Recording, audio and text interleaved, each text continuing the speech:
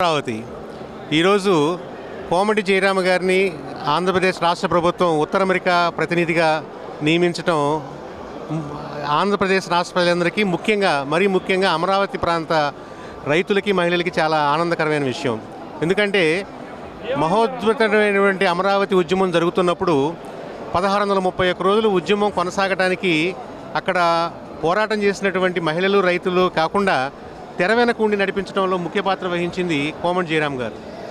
ఉద్యమంతో ఈ ప్రాంతంలో ఏ విధమైనటువంటి భూములు లేకపోయినా, ఏ విధమైన సంబంధం లేకపోయినా అమెరికాలో తాము కష్టపడి సంపాదించుకొని ట్యాక్స్ కట్టిన అమౌంట్ని అనేక మంది ఎన్ఆర్ఐలు, ఆంధ్రులు మన అమరావతి అనేది ఒక ఆంధ్రప్రదేశ్ రాష్ట్రానికే కాదు తెలుగు వారందరూ గర్వించదగ్గ ఒక గొప్ప నగరంగా రూపుదిద్దుకోవాలంటే దాన్ని కాపాడుకోవాల్సిన బాధ్యత అక్కడ రాష్ట్రంలో ఉన్నటువంటి ప్రజలందరితో పాటు రాష్ట్రం నుంచి వచ్చి అమెరికాలో స్థిరపడినటువంటి మా మీద కూడా ఎంతో ఉంది అన్న భావనతో వారందరూ కూడా ఇక్కడికి రాలేనందువల్ల, ఈ ఉద్యమంలో ప్రత్యక్షంగా పాలు పంచుకోలేకపోయినందువల్ల అక్కడి నుంచి తమ వంతు సాయంగా విరాళాలు అందజేయడం జరిగింది.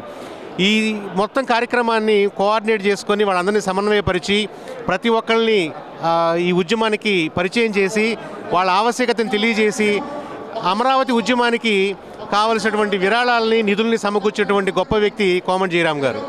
వారి సహాయ సహకారాలతోటే ఈ ఉద్యమం 1630 రోజులు ఇంత బ్రహ్మాండంగా జరిగిందన్న న్యాయ పోరాటానికి వారు ఇచ్చిన తోడ్పాటుతో కానీ, లేదంటే ఉద్యమంలో జరిగినటువంటి కార్యక్రమాల్లో కానీ వారు ఇచ్చిన తోడ్పాటు కానివ్వండి, సహకారాలు కానివ్వండి, వీటన్నిటి వల్లే అమరావతి ఉద్యమం సక్సెస్ అయింది, విజయం సాధించింది. అమరావతి నిలబెట్టుకోగలిగామంటే దాని వెనుక కోమటి జయరాం గారి కృషి ఎంతో ఉంది. అటువంటి వ్యక్తి ఈరోజు ఈ రాష్ట్ర ప్రభుత్వంచే, ఆంధ్రప్రదేశ్ రాష్ట్ర ప్రభుత్వంచే ఉత్తర అమెరికా ప్రతినిధిగా నియమించబడటం అనేది అందరికీ గర్వకారణం.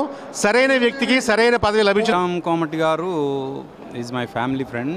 మా ఫ్యామిలీకి చాలా ఆప్తులు. గత 24 ఇయర్స్గా మా ట్రావెల్ ఉంది. అందుకు ఇది ఫ్యామిలీ ఫంక్షన్గా ఫీల్ అవుతూ నేను ఇక్కడికి వచ్చాను. And I'm very happy